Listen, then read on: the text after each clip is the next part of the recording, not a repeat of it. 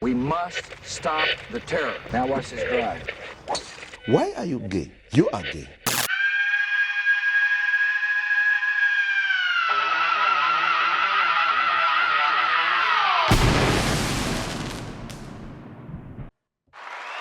Oh, welcome back to another episode of the Uncle Hack Podcast. Plenty to talk about. I have been profiled out in the wild, and it is not good. Not good. Not good for me. Not good for anybody. I have experienced what it's like to be, I want to say, almost racially profiled. And that wasn't a good feeling. Anyways, upcoming stand-up dates, January 24th, Slave Lake, Alberta, January 25th, Fort Mac, Alberta, February 7th and 8th in Hamilton, Ontario, February 15th in Edmonton, Alberta, February 16th in Las Vegas, Nevada, February 23rd in Calgary, Alberta, March 27th in Saskatoon, Saskatchewan, March 28th in Moose Jaw, Saskatchewan, April 4th, Drayton Valley, Alberta, April 12th, Lloydminster, Alberta, April 25th, 26th in St. John, New Brunswick, April 27th in Fredericton, New Brunswick, May 10th in Medicine Hat, Alberta. Tickets available at dangercatshop.com. All new merch available on the store now, dangercatshop.com. The Elaine Sat Here shirt, that is a hot number right now. Get it while it's hot. Maybe we do that. Maybe every month we drop an exclusive on yo ass. I don't know. I'm always spitballing ideas that I'm never going to do on here. Exclusive version of the podcast, Jesus Christ. Patreon.com/DangerCat69 for the price of a beer a month. You can support a desperate podcaster begging for your money. I know a lot of political commentators and a lot of... this is a trend. Once you get in some hot water, you got to rely on the audience to prop you up with financial support. So I am begging you to join the Patreon. Isn't that how you do this? I should guilt my audience into feeling as if you owe me something. That seems to be a trend with streamers and journalists that have been fired from jobs. Is then it's like, well, I was destined to do. Nobody was dead. No, don't try and spin this. I don't like that. Just be honest with our. Is it too hard to be honest with ourselves? Is it that hard to be just honest with yourself and be like, maybe I'm not dead. You see it in comedy.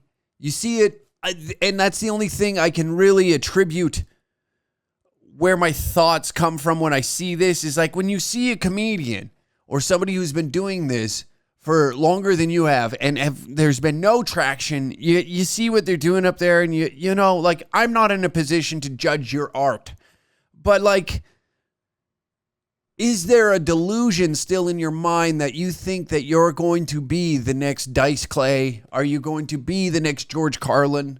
You know, is that in there? You know, because, like, I'll be honest, when I initially stepped foot into a mixed martial arts studio in Lethbridge, Alberta, I had in my brain that I was going to be the next Chuck Liddell.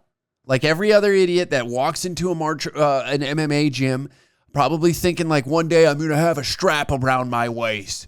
And it took one class for me to, like, humble myself and bring it back down to reality. And be like, listen, you might at best have a few amateur fights underneath your belt. And I outdid myself by having a few professional fights. And even then, I was able to look in the mirror and know exactly where I stood, even amongst the fighters in the gym. It's like, look, I'm not the call-up guy. You know, coach is not calling up Sean Shelby to be like, I got the next best lightweight. I'm not even getting a call to go and fight regionally for a championship belt. I know that. And that's same with stand-up, you know? Like, do I expect myself to become, you know, oh, you're going to be, you can't let comments gas you up on the internet, too. You can't let the comments gas you up. You're like, bro, you're gonna be, look at me. I got a mark on my cheek like I've been smoking meth in a back alley, for Christ's sakes. One bad zit. And I'm one of those guys that has to squeeze it. One bad zit. Atrocious. You think Netflix wants me as a poster child? No. I dress like a 13-year-old skateboarder.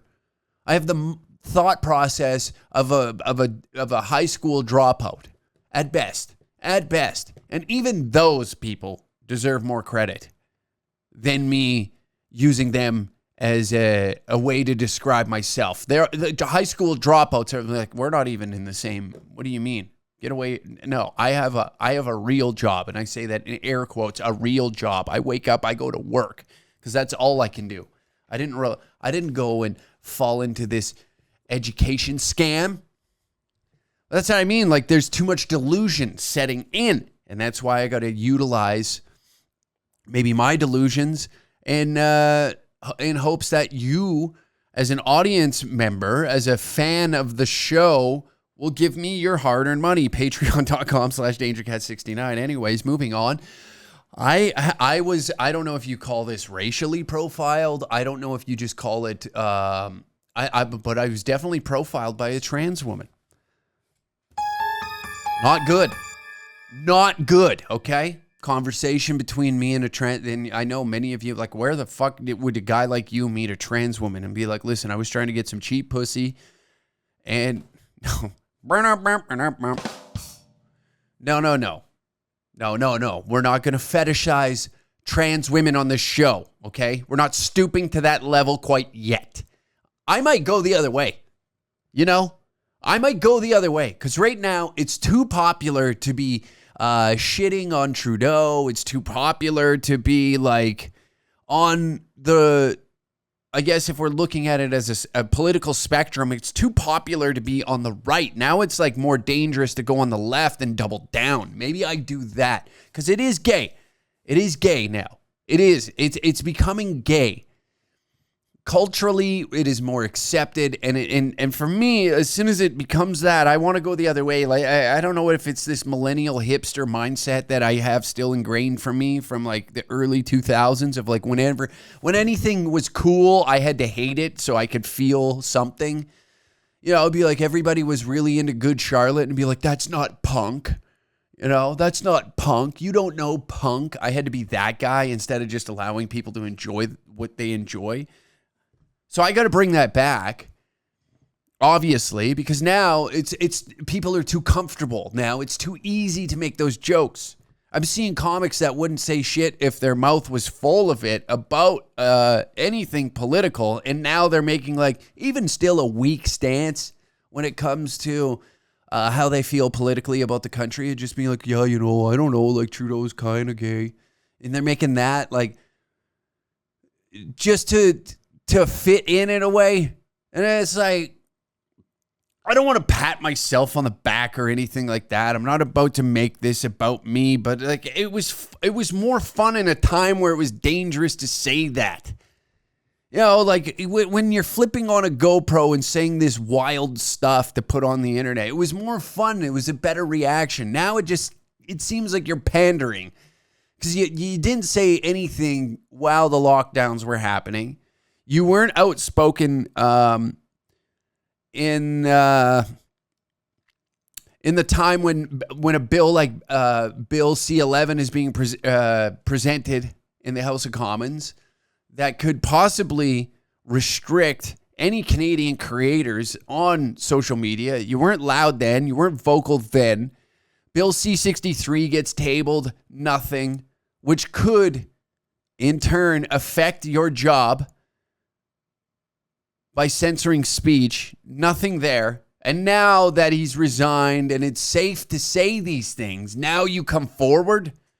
This makes me want to be a Trudeau supporter now. It's because it's very dangerous to do so. You can be attacked. Now it would be the time where you come out and be like, actually, I've been duping you the whole time. I've been a lefty. You get what I mean? Like, it's too safe to say, and I know it becomes popularized, and you're seeing conservative accounts now that were like, oh, bro, don't be racist. Now they're more racist than anything I've ever fucking said or done. My racism comes in the form of irony. It's just fun to say. It's fun to say fucked up stuff. That's it. It's fun to say it.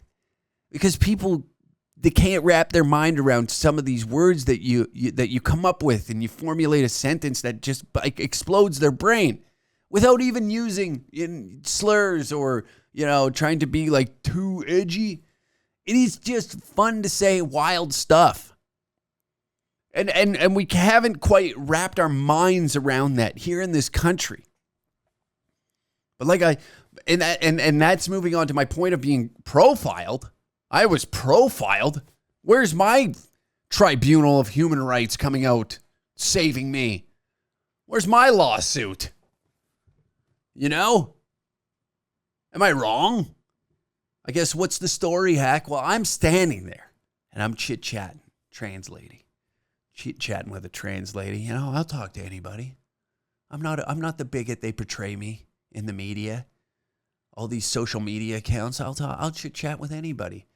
And we're talking, it's a comic, open mic comic. And there was an all-female show happening last night.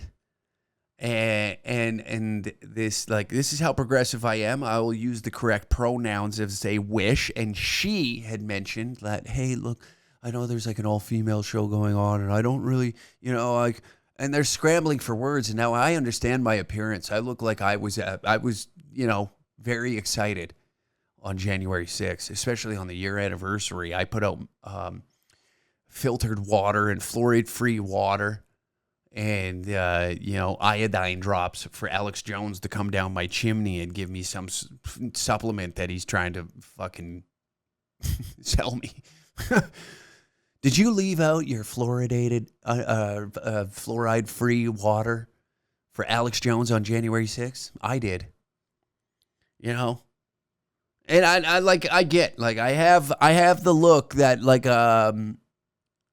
When the words convoy, I start getting excited. What convoy? I understand my appearance. And they were scrambling to, make sense of what they were trying to say, of being like, I get like it's an all-female. And I would never go in and disrupt that. And it's a female space and all that. And, even like washrooms, I don't go in female washrooms. I'll just, I'll find one that just maybe fits more me. I'll maybe just a man. And I had to stop and be like, are you saying this because you think I'm going to give you a scolding over this, over a washroom? Is that why you're fumbling over your words? And they stopped. They were taken back, as if I was like, do you think that I care? Do you think that I care that much? It's fun to make fun of. I'll say that. But to see the panic of trying to over-explain their position, I was like, listen, fucking, you know what? I think that right now, many Canadians are just happy you're using a toilet, okay? I think many Canadians, born and bred Canadians, are just happy you aren't shitting on a street. Okay? So I think you survived it. You're through, okay? There's no need to worry. They're just happy you're not squatting on a gas pump outside of a Sing Hortons, or what do people call it? I keep calling it Taj Mahortons, and I really hope that sticks because I find that really funny. I know. Oh, fuck, racist boys back. Hey, hoo. Hee ha hoo. But I find that part, that little pun, very fun. Taj Mahortons. I hope it sticks. I've tried to popularize the term, and it does have a nice ring to it. You imagine that, a total rebrand. That fake news horse shit I put out, it really duped a lot of people, and caused some folks to go bananas about it and be like, this is why the country's going to shit. Which is, again, it's fun to do not nice things to get a reaction out of people, and that's literally all I want to do. And have some fun with it. Are you going to take the guy that calls him Uncle Hack serious? Huh? Silly guy? You going to take the guy that calls himself Uncle Hack serious? I'm in a Wham fucking t-shirt. For those that aren't watching on YouTube, I'm in a Wham t-shirt. Progressive now. I'm going full libtard. Now that DEI and the whole university style thinking, university style politics is kind of on the outs, it's cool to lean into it, to be a little edge boy, I love edging. It's unbelievable. Politically, though, there is some turmoil in the country. There is a weird limbo stage of like in between, when you break up with somebody, it's like that weird stage where you're like, do I go out and I try and find someone new? You're answering all these questions in your head that you have immediately after. It's like, do I stay single for a bit? Do I go out? I put myself back out on the market? We're in this weird limbo stage when it comes to a prime minister right now, and we're trying to figure out who's going to lead the country. Meanwhile, the inauguration is right away. We're what, 6 days away from the inauguration of Donald J. Trump, second term. What up, Pres Fo 7? Pres Fo 7. Whether you're a fan of him or not, it does not matter, because the political decisions of the country that I reside in right now are up in the air, because our parliament is not in operation right now till March 16th, I believe. So our parliament, what the fuck am I saying? Our government. What I'm getting at is a lot is going on. A lot is happening. And you don't need to be a political scientist to just see that there is like an oddness in the air if we don't know who's going to lead the country while a Trump presidency is in full force, as they're threatening tariffs towards us. And I know many of you who are politically involved have been paying attention to a guy by the name of Mark Carney. Mark Carney, former governor of the Bank of Britain and Canada. So now we are bringing in an economist to then battle with Trump, is what it's looking like. Chrystia Freeland is on the ballot as well. Who's going to take it? We don't know. All we know is that Trudeau has resigned. My predictions, I think that we're going to see a sacrificial lamb. I think Mark Carney is making a push to make his name known. They're going to come down to it, and when it is time to pick a new leader, and the voting is in, a lot of people are going to find that they're not confident in anybody whose names are on the list to take role as the leader of the Liberal Party. Trudeau is then going to put himself up as a sacrificial lamb when the election comes this October, and he will remain prime minister until then and be the, like I said, sacrificial lamb, because obviously it's looking like by the polling, we're going to have a conservative majority government. Now, the other option, too, that I've been weighing out in my head is, do they find a candidate that can just reduce the Conservative Party down to a minority government? I don't know if they have the time to do so. I was talking with another gentleman the other day, and he said, what if someone like Doug Ford crosses and starts running for the Liberal Party? It's a familiar face. You have somebody who's taking a stance right now, the sticker czar himself, the man that made millions and millions of dollars from stickers being placed in grocery stores, all the Loblaws. You got to have an arrow down on the floor so that way you can avoid COVID. It's like a video game, but they push you through it like cattle. You were cattle in your own fucking grocery stores because the arrows, COVID just didn't understand directions, and they knew exactly what way and how it maneuvered. It's kind of kind of like video games back in the 80s. It was just very like systematically you could figure out the game if you knew the sequence correctly of something like Donkey Kong or Pac-Man and how these the enemies in the game operated. You were able to defeat the game with record high scores because of just knowing the sequence of the patterns that were coming at you. I mean, that was like COVID in the grocery store, and someone like Doug Ford knew that. Somebody like Doug Ford had the science. He trusted the science, and he put the stickers down and sold the stickers. Don't look into how much money he made off the stickers, but let's just say he was paid the amount of money he deserves because he knew the direction of which way COVID operated. And thankfully he did, because who knows how many more Canadians would have died unless that fat fuck didn't put the stickers down. But my friend had mentioned that he may be making a push to run as a leader of Canada, mayor of Toronto. Everybody was familiar with him, moves up to Premier of Ontario, and now he's the only one kind of being vocal right now to stand up against Trump, being like, we got to throw every tool in the toolbox at him. And he's coming out, he's doing hats, nothing like good merch. You got to have good merch as a politician now. We're all learning that more as we get closer to the end. Politicians now are just slowly turning into influencers. That's all it is, except now they have the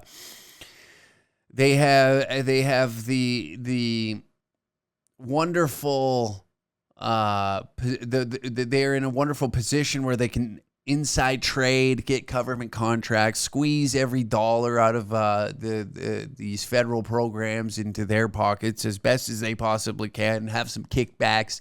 And now on top of it, you just need good merch, right? You need good merch. And I don't know what it is with Canadian politicians and their desire to put costumes on or culturally appropriate other people's cultures by dressing up.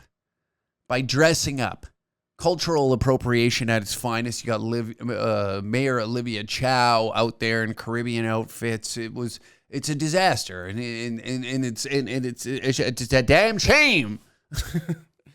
That's all, folks. But Mark Carney, this one is interesting. Bank of Canada, Bank of Britain. He's seen on World Economic Forum platforms saying that he's more European. He doesn't identify as a Canadian, so that's not good for Canadian identity, I guess, unless we're going back to the old roots, when it was white, back when Canada was majority white.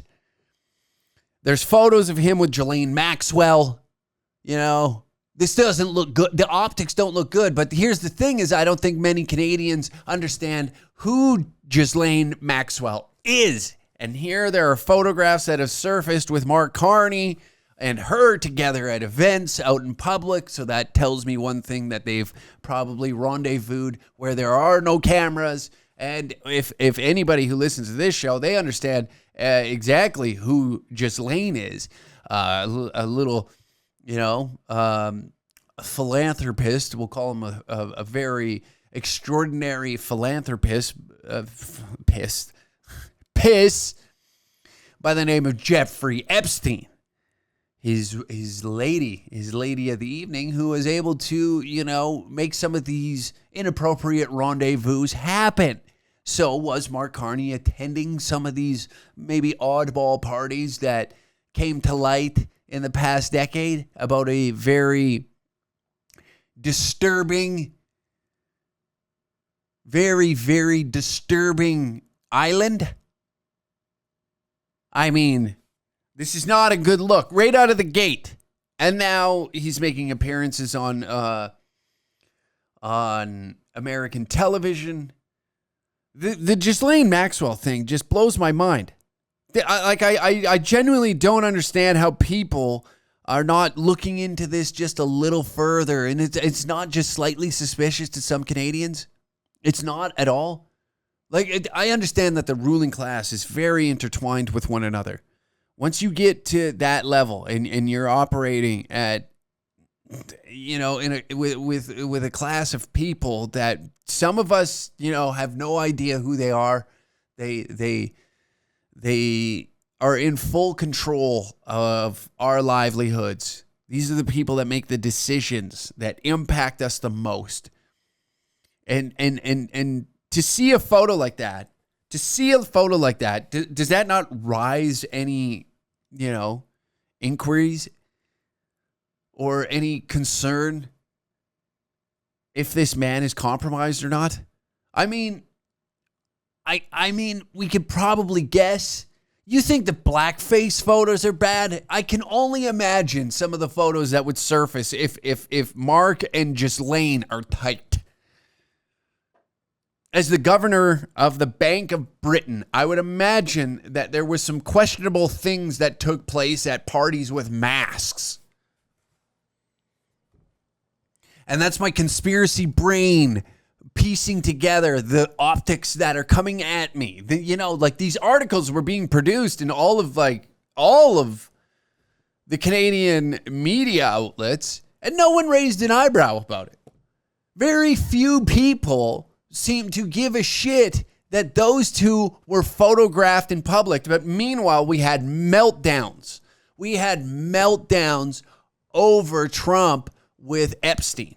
The photos from like 1980. And when I say that he is photographed with Maxwell, this is from 2013. It's very recent. We're talking in the past 12 years. That's pretty recent.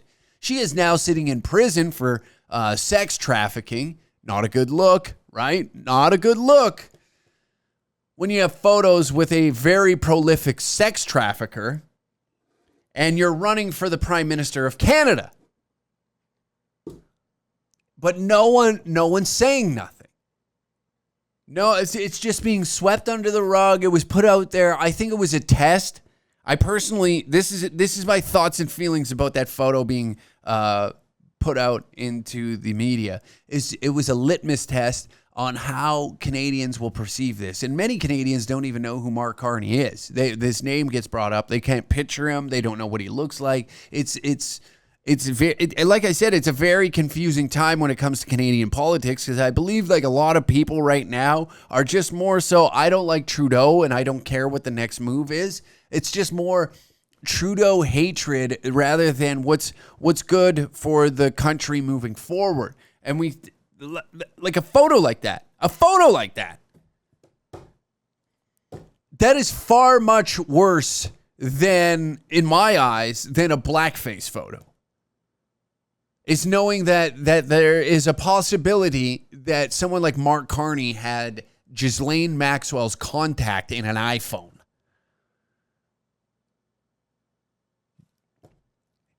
And yet, you know, you would think that this would raise some concern, but no, not at all. When we're going to, you know, and that's why we're going to take a little gander over to what somewhere like the Social, which would be similar to it'd be like the Canadian View, the View. I know it's a government subsidized program that it just sucks Canadian taxpayer dollars to create a show for, you know, essentially housewives to sit around and be a part of a conversation that no one cares about. That's what this is. It's a subsidized program by the government, so that way morning television can cater to what I would consider a group of women that that spend their afternoons being a part of a non-for-profit that really no one cares about. No one cares. It's just a time suck to feel important. Who's sitting around in the AM sipping a coffee, watching this shit? Who's watching television at all these days, especially anything produced in Canadian media? But there are some points that were made in here that I found, you know, and we're talking like this show, they put up a clip and my YouTube channel's getting more views than that. So, you know what I mean? When you're on par with Danger Cat's YouTube, You have like, when you have similar influence as I do, and meanwhile the production value is in the millions.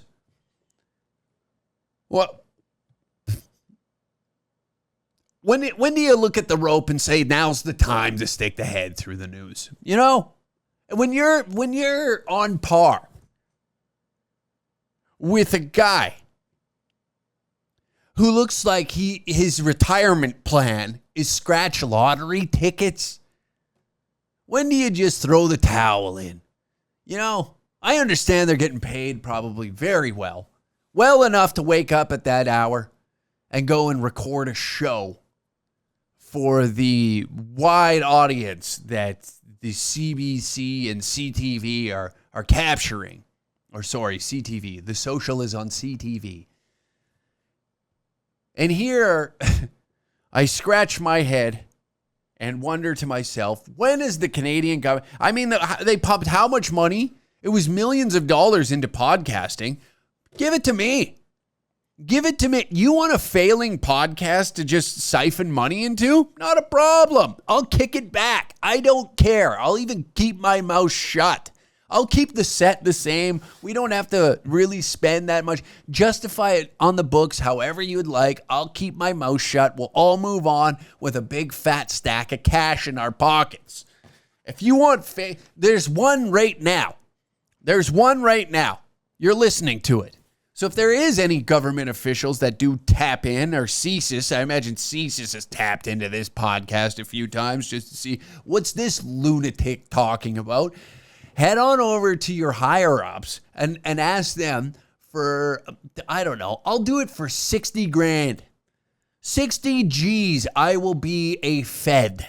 I don't care. I will be a compromised individual in Canadian media because I have the same influence that most of these government-subsidized television shows have. And I will be a much cheaper person to pay off. Tremendously cheaper. You heard my price tag, 60 grand, and you throw a cherry on top on that? Not a problem. What do you need me to lie about? Sign me up, amigo. But here we're going to tune into something called The Social and see what horse shit they are drumming up over there. We're going to watch the full clip together, 3 minutes and 44 seconds. I'm sure you have the time.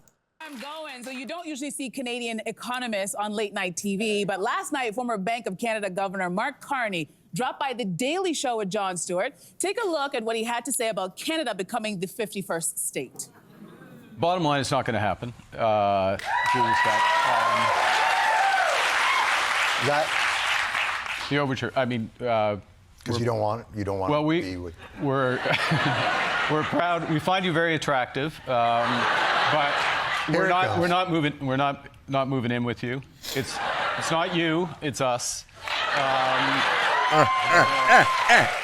Carney has not yet confirmed he's running for the leader of the Liberal Party, but sources tell CTV News he will launch his campaign on Thursday in Edmonton, where he went to high school. So is appearing on American TV an effective strategy? Audience, what do you guys think? Y'all like it? All right, ladies, what do you think? Look at the audience. This is who watches this. This is the demographic you are influencing. These all look like ladies who have been on a non-for-profit to try and racially diversify their community, but meanwhile driving out to the suburbs to get as far away from it as possible. Every single one of these women look like they've attempted to cancel one of my stand-up shows. Nothing like a good vest and a turtleneck with I don't know what that hairstyle is, but all of them look like they have a stick up their ass about a lot of things. That this is who's tuning in to The Social so they can justify the millions of dollars that are being pumped into this program. Isn't that lovely? Isn't that... Imagine, I see two men in there. Imagine being convinced to go and watch this horse shit. Imagine that, honey, I'd like to go. I got us tickets to go see The Social. And you're like, what the fuck is The Social? All of them look like, I seen this today, which made me laugh, and it was in the grocery store. And it's like men that are on the phone talking to their wives, trying to figure out what it is exactly that they need. Well, I don't know. What kind of toilet paper? Just buy a fucking roll of toilet paper. How hard is that? I can only imagine. These are the people that scoff when you hit them with a comeback. And, oh, how dare you say that? All these women look like they've said to somebody, how dare you say that to me? How dare you say that to me? And wave a finger at them. Easily triggered, I can tell. It was an effective strategy. Polls showed already that most Canadians could not pick out that man in a lineup. Like, they did not know. Yeah. They barely knew the name. They definitely didn't know the face. So this is a way to kind of come out first. And the interview, while very softball, some could argue, was very pleasant. It was also an opportunity for Mark to show his personality. And you can see right there, kind of charming, kind of funny. He continued that joke on, made the analogy of us being friends with benefits. Like, he kept the kind of like saucy undertone. So as a first introduction, the bottom line is, unfortunately right now, and this is something that Canadians have to look at within themselves, is there's no one place or like a place where the majority of us will go to other than The Social to get your information. Like, right. It's harder and harder to find. Oh my word. Those kind of like water cooler conversations that aren't American resources. Yeah, and that's one of the realizations that I had when I was watching this. I'm like, first of all, good. Well, let me clarify and clear this up for you, because many of the outlets here are subsidized by the Canadian government, so there is a lot of barriers to jump to get a show on a national network, okay? Now, we have the CRTC, which has some guidelines in place and some invisible ones there as well. So when you say that there's really nowhere to go for the water cooler, yes, there is. Many Canadians are turning to alternative media because shows like this are compromised, and I shouldn't even say compromised, but there is a certain viewpoint that you have to have, and if you step outside of that box, you are probably risking your job. You have to stay inside this nice, tight box with cute, fuzzy language, and you can't make a even slightly controversial take on a show like this. So what are people doing? They're branching out and going to alternative media, who then put their character on their line, their authenticity, the creativity is there. There's many different ways to tell a story, but with the CRTC in the way of telling that story, you lose all of that. And because the government just keeps pumping money into shows like this, you're left with dog shit. Nobody turns on the news. 60-plus-year-olds are turning on the news. Many young adults, the up-and-coming generations, are on social media, and they already have these influencers, journalists, content creators that they like and they trust because they put their reputation on the line when they put out a story. And whether it's biased or not, at least they wear it on their sleeve so you know where they stand. Where here, you have to, but they don't outright say it. We're beyond this point now, culturally, I think, where we want things sugar-coated. Nobody wants anything sugar-coated. Your grandfather's era, your grandma's era, they sugar-coated all the bullshit and fed it to them, and they ate it up. They also only had selective places where they could get their news, and that's why these people are still using just mainstream media as their only source of information, where younger generations, that have grown up, Gen X and below, have grown up with the internet, and now we have these people that we trust in with the information that they put out. So yeah, of course, Why do you think someone like Donald Trump was doing a bunch of podcasts?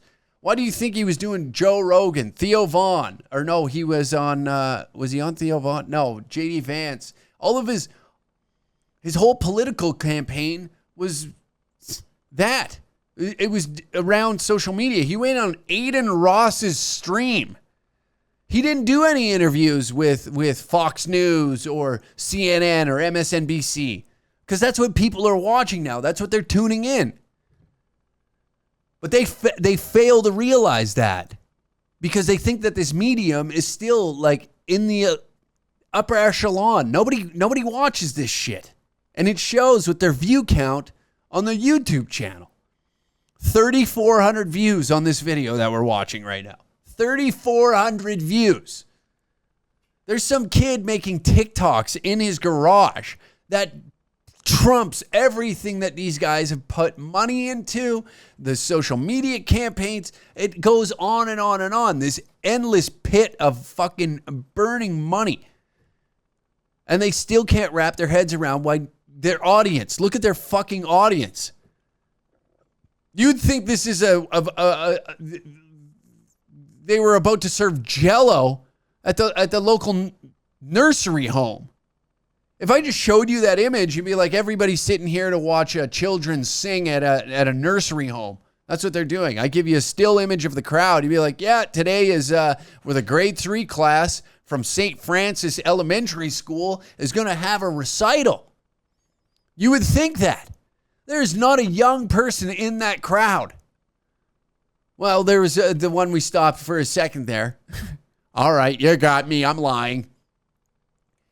But overall, the people watching this show are geriatrics at the end of their days. So you're watching, the money's going to dry up eventually because they can't justify putting out a show like this if it's not collecting any views. When someone like Lauren Southern is going on YouTube, flipping on her camera and having an editing team with her and decimating them. Now the culture is in the hands of the people once again. And that's scary because now it opens up conversation and they don't get to control it. The only time that this show was relatively popular was when Jess Allen made that statement about hockey players in the country and offended like 90% of the nation.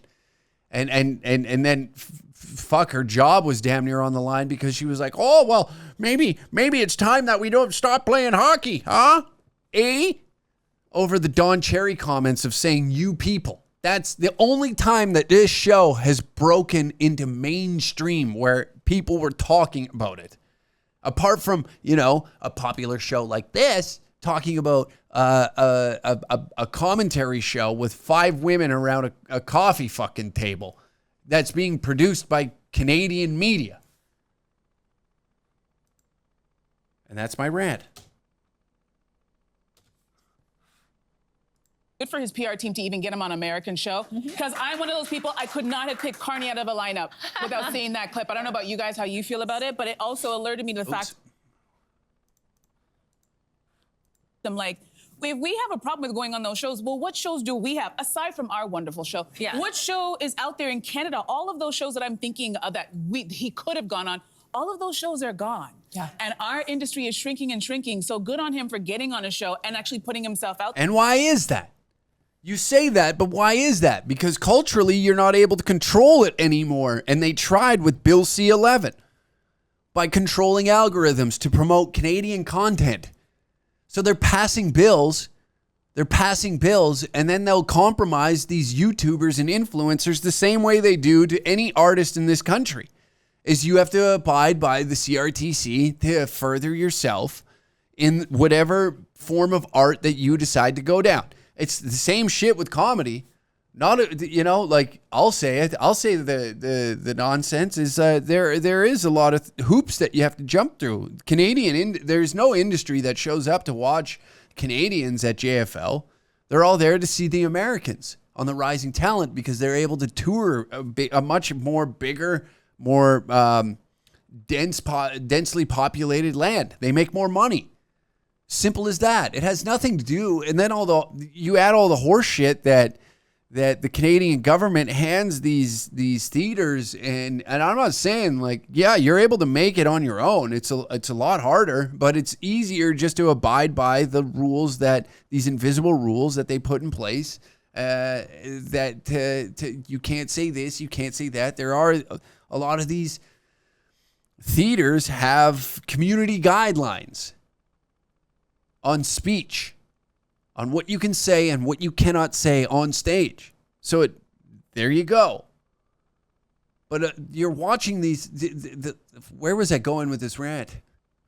Where was I going with it? I was trying to make a point, and then I get frustrated and being like, yeah, but again, when it comes to Canadian media, is the Fed's thirst to control culture it's there. You can see it. Like I said, with Bill C-11 of wanting control of the algorithms and pushing what they deemed Canadian content, but weren't able to tell you what Canadian content they would be pushing. There was such a gray area, but it's just a loose way to gain control of the algorithms and push what they deem, what they want you to think, what they want you to perceive as Canadian. It's nonsense. And so, yes, like shows like this are going to start disappearing because it doesn't generate no revenue. It doesn't generate any interest because the core audience is slowly starting to die off. And that was like one of the problems, I guess, with Just for Laughs, is like they weren't able to. Now, this is just secondhand information that was passed on to me, is that Just for Laughs is trying to get a younger, more fresh audience because of like that's who's attending the festival. And they want to bring in like younger people. So who do we don't push or promote Canadian comics. Go watch anything stand-up related on CBC or CTV. Yeah, and that's what we're pushing for stand-up here. So you have to bring in large American acts. Like there's phenomenal comics. I'm not even putting myself in that category. There's phenomenal comics that won't get the push because of identity politics. And that's unfortunate because they're really funny. They're really good at their job. But identity politics came in, and now you get what I mean? So it's killed everything. Even right down to their job. Even right down to their job. They're gonna watch something like a show like this that literally isn't for an audience of elder women. It's gonna go away because younger people are turning to alternate sources to entertain themselves, and it's unfortunate. It truly is. Like I don't want shows like this to go away because but you have to reinvent the wheel. Not reinvent. You have to get creative. You have to listen to the people. You can't just force people to watch certain shit. They just don't. And then you lose it entirely. It's the same. You're watching it with Hollywood. Hollywood is dying. And for pushing, you get what I mean. They're pushing all that nonsense down your throat. You don't want to watch. You just want to be entertained in the theater. You don't want to be taught a lesson, especially like with a Batman movie. I'm supposed to be taught a lesson with a fucking Batman movie. Get the hell out of here. There, because much like we saw in the U.S. election with Kamala Harris, in her election run, he has very little runway for people to know who he is, get used to him, feel comfortable. Can we talk about those dates? Yeah. So the Liberal Party has to pick their next leader by March the 9th, which is in 2 minutes. Okay, basically, you got 2 minutes. Yeah. Parliament is. Oh, I'm doing that again, eh?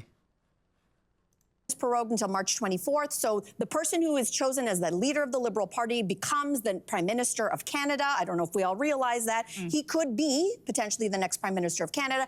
Once Parliament comes back, probably no confidence vote gets triggered, and then probably we're into an election run, which has to happen before October. So the bottom line is that appearance was a stroke of genius because he killed not one, not two, three, maybe 4 birds with one stone. He introduced himself to Canada. He introduced himself to America. And why is that important? Because politics now is theater, thank you to Trump. He has to put himself on the stage because he's going to go toe-to-toe with Trump in a thing called tariff war right out of the gate. And then finally, for the rest of us as Canadians, we don't know who this guy is, to your point. So I think he killed a lot of birds with one stone. And I think for the Liberal Party who has to choose their next leader, they now know a lot more about him. So good luck to the next person who's going to maybe announce. Now, you're talking about a video that has 1.3 million views, the interview, and like a lot of people didn't tune into this. It's a core American audience. There's, 40 million people that live in Canada. So you appealed to nobody. Still, a lot of Canadians do not know who the hell Mark Carney is. And this is where I shake my head with this delusion of it's just being pushed through. It's being pushed through. This is all by design. When you zoom out of it, it's all by design. Why is the next person in line the governor of the Bank of Canada and Britain being pushed through? And we haven't even got into like the who this guy is as a human being. It's being forced upon you. They're really trying for Mark Carney. And why is that? Why aren't we asking that question? Why aren't we asking that? A man that's been photographed with the most notorious sex trafficker on the planet who's in prison right now, and we're not questioning this? And you're acting like this would be the perfect opportunity of a panel of 4 women. 4 women. Okay, with a core audience that is predominantly women, to bring up why is he being photographed with a notorious sex trafficker who was married to an even bigger sex trafficker. Why? What was going on there? What is their relationship? So this is like whole female empowerment shit gets thrown out the window when you start endorsing some dork who you know is outright evil. You don't sit in a position of the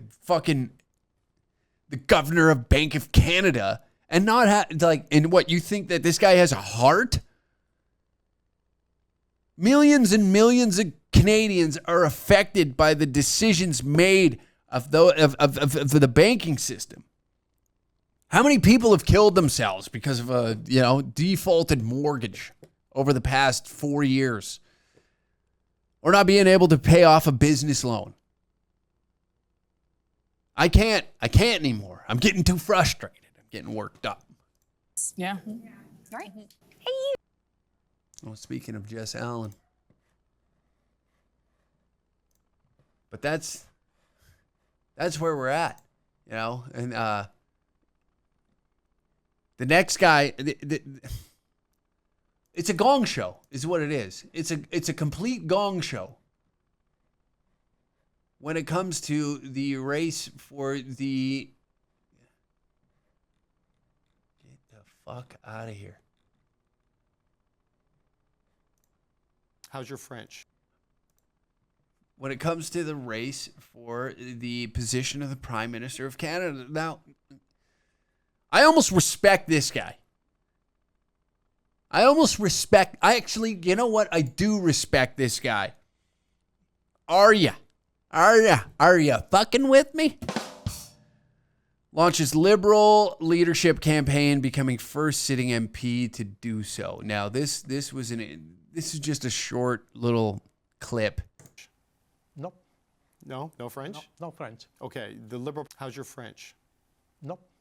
No French? No French. Nope. Okay, the Liberal Party of Canada is the party of official bilingualism. It's going to be a tough one. I don't speak French either, so The point is that whether the Quebecers or English Canadians, it's not the language that matters, it's what is that they deliver to them. But the language matters very much in Quebec. No, at the end. Just bullshit. You know what I like about Indian people is how they just disregard, you've been into... pick anywhere, customer service. You go in to order something and they no, we don't have that. And it's like, it's right there on the menu. No, I don't have that. Just no, just no. Just totally disregards any, hundreds of years, 150 years plus of a tradition that has taken place in Canada. This political practice, the beauty of the land. No, just no. That's it. No. But the party is, well, what the fuck do you think they speak in Quebec? They're English Canadians. Nah, last time I checked, they don't like my ass. I come out there speaking English, they get fucking pissed. And now you think this is going to win them over? Boss. That's what I mean. The political landscape of this country is like on par to what is taking place in Los Angeles. If there's anything to encapsulate what the political landscape of Canada is right now, just look no further than the Palisades. Look no further than the scorched earth of Southern California. That's all you have to. If you are trying to envision what the whole political sphere of Canada is looking, close your eyes, and all those clips that you're seeing on Twitter, Facebook, your news feeds, that is exactly what we are looking at right now. Nobody really truly knows what's happening. We got somebody who's in tight with sex traffickers. We got this Indian guy that's just making up the rules as he fucking goes, because who gives a shit at this point, right? The prime minister stepping down, nowhere to be seen. The last time we seen him, he was getting berated by some woman out in Whistler in a parking lot, telling him to get the fuck out of BC. Like Yagmeet Singh's trying to make a stance and like, shut the fuck up, you socialist pig. And now Big Doug Ford is making his move for a power grab of like, because that's the guy we want representing us, because he put on a cool hat that says Canada isn't for sale and has it in blue. It's like the blue and the red, and they're all against one another. And now he's got a brand new merch line out that he's probably going to try and sell to you. Be like, Canada isn't for sale, in the same font as MAGA. Like, it's all a gong show. It's a gong show. And nobody can tell you anything indifferent right now. Nothing. But I don't even know what to argue about anymore. I don't even know what to argue about with anyone anymore. I don't know the stance to even like, do I give a shit? Do I not? Do I watch it burn? Do I go out? Now we're talking about another fucking convoy. Like, when does it end? Like, now we're talking another convoy. People want to load up and go do another convoy in Ottawa for Trudeau's resignation. And it's like, can we just stop with the convoy nonsense? It's over, okay? We had the convoy. We did the convoy. No more convoys. And it's the same people that would get excited over a reunion tour of a fucking 1980s hair metal band that they want to go see at a casino. Oh, Bret Michaels is in town. I'm going to dust off my finest pajama pants. Knock it off. We don't need another fucking convoy. It's done. It's over with. It made its statement. You're never going to recreate it. You're never going to recreate. It was just at a time and place in the history of Canada where a lot of us were very frustrated, and we could unite that frustration. Okay? Not everybody wants to get up and go out and have a fucking convoy once a year, okay? We're not doing reunion convoys. Leave the fucking original one alone and stop making a mockery. Go to the drawing board and come up with something creative that you can present to people that they'd be like, you know what? That's not a bad idea. Not a bad idea. Instead of every other, there was just another one not too long ago where they were like, we got to have a Save the Children convoy. Can you knock it off with the convoy? Nobody's going to recreate the greatest chili cook-off that took the streets of Ottawa. Nobody is going to recreate a dance party as good as the one that took place in Ottawa over lockdowns. You're not going to do it. You're not going to be that person. Enough with the lockdown or the convoys. We've had enough. Nobody is motivated enough to join you. All right. Your delusion is the only one that's going to be in the passenger seat with you on that ride out to Ottawa to have another fucking convoy. Enough with the convoy. We got to have there's a better solution. I know we all want to gather. It's people that really enjoy parking lot beers that just want to go and have some parking lot beers again. It's like a tailgate party. Like we're not doing it. Nobody's on board. Nobody cares. Okay? They've opened up the world again. Most people are back to their unsatisfying jobs just to make ends meet. Yes. Unless you put something in place that could make someone's job be lost again, then maybe, just maybe, you might be able to drum up a little support. But just to have we're doing a reunion tour? We're doing a fucking reunion tour? Give it a rest. Another convoy. I've had enough. Thank you for tuning in for another episode of the Uncle Hack Podcast. We'll see you next week, Thursday, 3 p.m. Mountain Standard Time. Enjoy yourself out there, ladies and gentlemen.